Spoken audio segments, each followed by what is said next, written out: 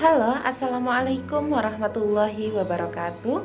Perkenalkan, saya Yulianti Ratnaning Tias, NIM 47 dari kelas Tata Niaga Produk Agribisnis B.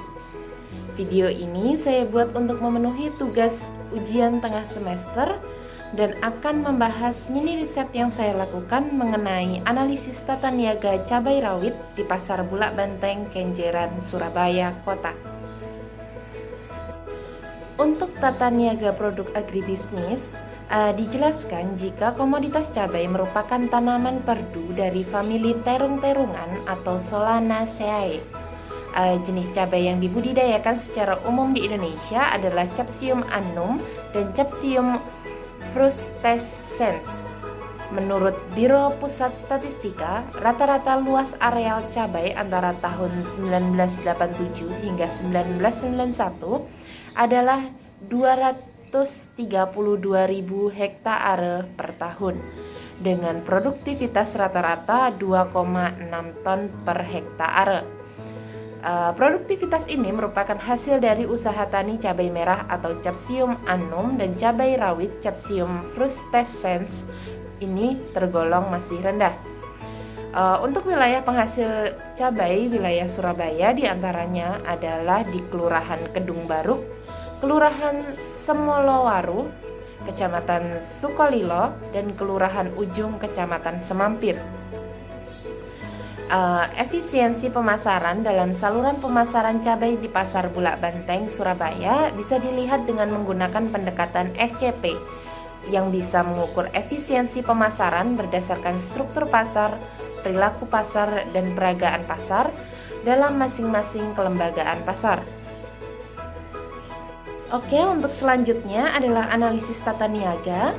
Perbedaan tata niaga produk agribisnis dan tata niaga produk non-agribisnis yaitu produk agribisnis adalah seluruh produk yang dihasilkan melalui proses produksi biologikal dan termasuk dalam golongan sandang, pangan, dan papan.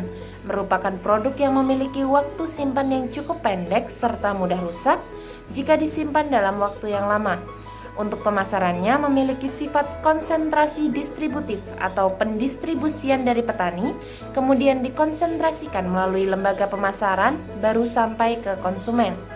Sedangkan untuk produk non-agribisnis adalah produk yang dihasilkan bukan dari pertanian, memiliki daya simpan yang lebih panjang dan pemasarannya bersifat distributif atau dari produsen langsung ke konsumen. Selanjutnya adalah pendekatan analisis tata niaga cabai rawit. Terdiri dari 4 bagian. Yang pertama yaitu commodity approach atau pendekatan komunitas. Dalam pemasaran komoditas cabai rawit, harga per kilogram yang dijual di Pasar Bulak Banteng, Kenjeran, Surabaya berkisar 80.000 hingga 100.000 per kilogram. Untuk pedagang pengecer biasanya membeli 5-10 kg untuk persediaan selama 3 hari penjualan.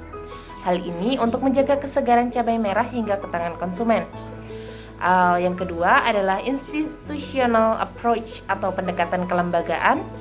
Dalam pemasaran cabai rawit di Pasar Bulak Banteng, Kenjeran, Surabaya melibatkan beberapa lembaga pemasaran, diantaranya petani cabai rawit, tengkulak, pedagang besar, pedagang kecil, dan pedagang pengecer, serta konsumen.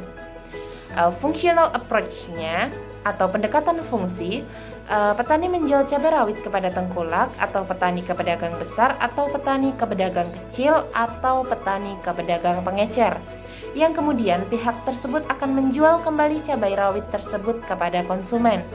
Dalam kegiatan rantai pemasaran yang ada, terjadi penyusutan terhadap komoditas cabai rawit. Yang terakhir adalah functional facility atau fungsi fasilitas. Terdapat beberapa fasilitas yang digunakan dalam kegiatan pemasaran cabai rawit hingga ke konsumen, seperti fasilitas infrastruktur, yaitu jalan untuk memudahkan distribusi, fungsi fasilitas berupa penggunaan transportasi, dan fungsi fasilitas berupa adanya ketersediaan jaringan internet untuk kepentingan informasi antar lembaga agar transaksi bisa terlaksana dengan maksimal. Selanjutnya, analisis struktur pasar cabai rawit di Pasar Bulak Banteng, Kenjeran, Surabaya.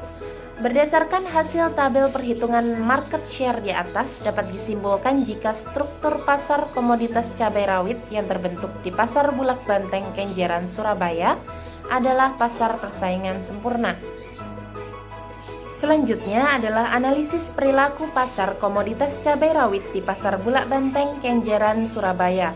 Lembaga pemasaran yang terlibat yaitu petani cabai rawit, tengkulak, pedagang besar, pedagang kecil, dan pedagang pengecer, serta konsumen. Terdapat 4 saluran pemasaran yang terbentuk dalam pemasaran komoditas cabai rawit di Pasar Bulak Banteng, Kenjeran, Surabaya. Di antaranya adalah yang pertama, untuk saluran pertama ada petani, tengkulak, pedagang besar, pedagang kecil, ke pedagang pengecer, baru ke konsumen. Sedangkan untuk saluran yang kedua adalah petani ke tengkulak, ke pedagang besar, ke pedagang pengecer, lalu ke konsumen. Untuk saluran ketiga yaitu petani ke pedagang besar, ke pedagang kecil, baru ke konsumen. Serta saluran keempat, petani langsung kepada pedagang pengecer, baru ke konsumen. Selanjutnya adalah analisis kinerja pasar cabai rawit di Pasar Bulak Banteng, Kenjeran, Surabaya.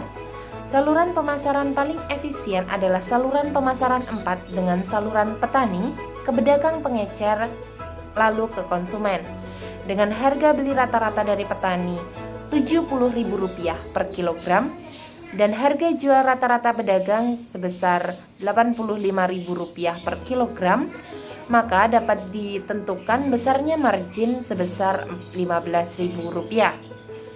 Farmer share berdasarkan perhitungan margin dapat diketahui jika saluran pemasaran yang paling efisien adalah saluran pemasaran 4. Nilai farmer share yang diperoleh pada saluran tersebut adalah 82%.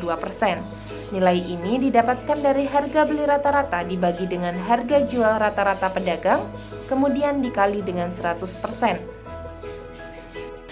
Demikian yang dapat saya sampaikan, kurang dan lebihnya saya mohon maaf yang sebesar-besarnya. Semoga bermanfaat. Billahi taufik wal hidayah, wa ridho wa inayah. Wassalamualaikum warahmatullahi wabarakatuh.